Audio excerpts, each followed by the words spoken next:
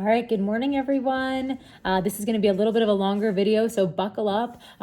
If you have chosen to get your macros now, you have received those numbers. If you made the choice to get the macros in a couple weeks, you can still listen to this video. It's that you can prepare because you're going to need to start thinking about this before you get your macro numbers, because with any type of nutrition change, it requires preparation, but it does require a pretty high degree of preparation when you're doing macros, because it requires you to know exactly what you're eating and to log it all so you know if you're hitting your macros.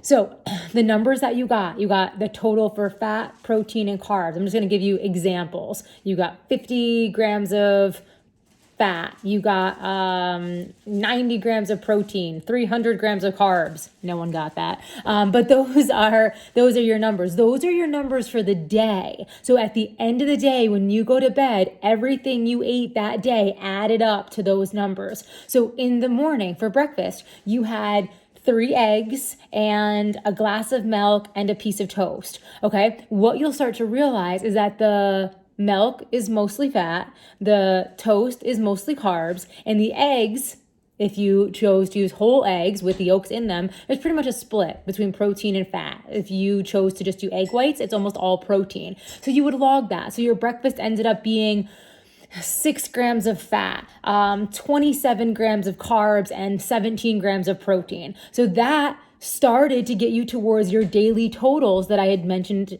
before. Then at lunch, you log everything you eat, and that adds to your totals. The problem is you can't do it on that day. If you do it on that day, I guarantee you by about 1 o'clock, you're going to run out of fat because you didn't think ahead, and you can't go back and get rid of the yolk from your eggs. And now you have no fat for the rest of the day. It's nearly impossible to eat no fat for the rest of the day. So that's why you have to plan it at least a day in advance. So you're like, oh crap, I'm all out of fat. Let me go back to breakfast and let me only drink a half a cup of milk instead of the whole cup. Let me take my yolks out of my eggs. And now, voila, I have another 12 grams of fat that I can now put into my snack and my dinner. So that's why you have to do it ahead of time. It's like this beautiful, Rain Man looking at all the numbers and making sure they all correlate. They all add up at the end. Now, in the beginning, that is overwhelming, which is why we're telling you do this now. You have to do this now. What's today? Wednesday. You have to do it now. Wednesday, Thursday. Start planning this. Pretty soon, you'll have it in your head. All right, 5 egg whites is 22 grams of protein. You won't have to measure it every morning because you spent 2 to 3 weeks doing it. It will become second nature. And then that's knowledge that's yours forever. Like you will know forever that, milk is mostly fat, and eggs, if you take the yolks out, almost all protein. You'll know these things because you spent this time doing it. But in the beginning, it is difficult.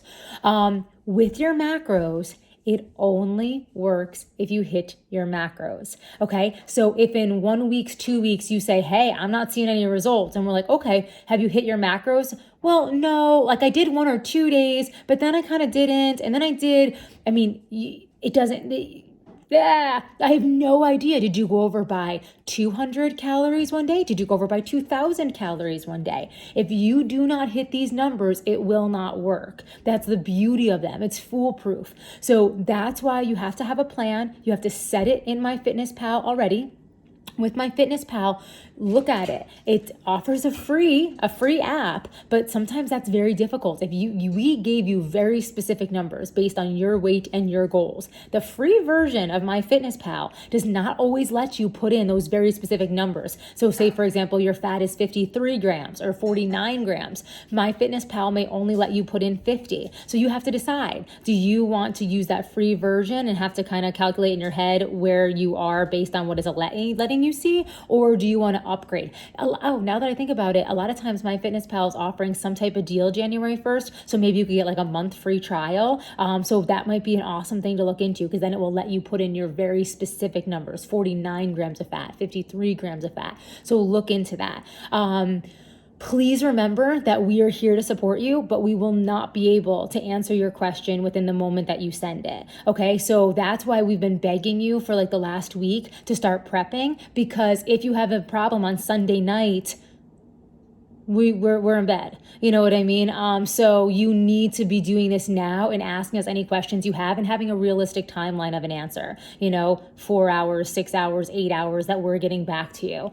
So please prep in advance, get your questions to us as soon as you can. There are nothing is a stupid question, but the accuracy of your weighing, measuring, and logging is paramount. If you have a bad day on your macros, you still need to log it all. It gives us an idea. Sarah's going to be working with us a lot about emotional eating and why we, kind of go off the rails, and how can we improve that for long-term health and stability in our weight and how our relationship with food. So that's part of that process, is acknowledging it and acknowledging that it is going to happen. Like, we're all going to have a little treat here or there, and that's okay. But 95% of the time, we're hitting our macros. The last thing I want to tell you with the macro people is that the numbers we're giving you is what's considered a cut.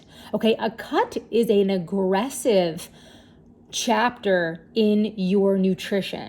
That means that the numbers we gave you, we asked you, do you want to lose weight? Do you want to lose a pound a week, 1.5 pounds a week, 2 pounds a week? Those are not stable or appropriate weight loss numbers for any long period of time. Okay, that's why it's called a cut. It would only last 4 to 8 weeks, and then you don't want to cut anymore. You want to maintain. So we're going in aggressive. A lot of us have put on weight this year, and it didn't go on quickly, and it's not going to permanently come off quickly. We can get it to drop fast during a cut, but then we need to maintain it. I would liken it to if you jump off a boat into the water with a life jacket on, right? You're going to go underwater at first, and that life jacket's going to pull you right back up. That's where your body's been sitting. Your body's been sitting at its current weight for a while. 2, 3, 4 months, 6 months, 2 years. It's been sitting at this weight. Now you want to come in and bring it down here, and it'll drop there. But guess what? Just like that life jacket, it's going to want to go back up to that comfortable sitting point. And that's where the maintenance comes in, and that's the hard work. So 8 weeks, we're cutting you down to here, and then we're going to be telling you have to maintain. So your macro numbers would change. They would go up a little bit because we're no longer looking to keep dropping down. We're looking to stay here so that this is no longer your set point. This is your body's new set point. After another 2 or 3 months of you sitting here, then you could cut a little more, but then guess what? It's going to want to come right back up to that maintenance, or so to that comfortable level. So that's what we're looking to do. That's what responsible, healthy nutrition coaches do for their clients. They make sure that that what we're doing right now is a small, temporary, aggressive action on our diet. It's not what is going to give us long-term success.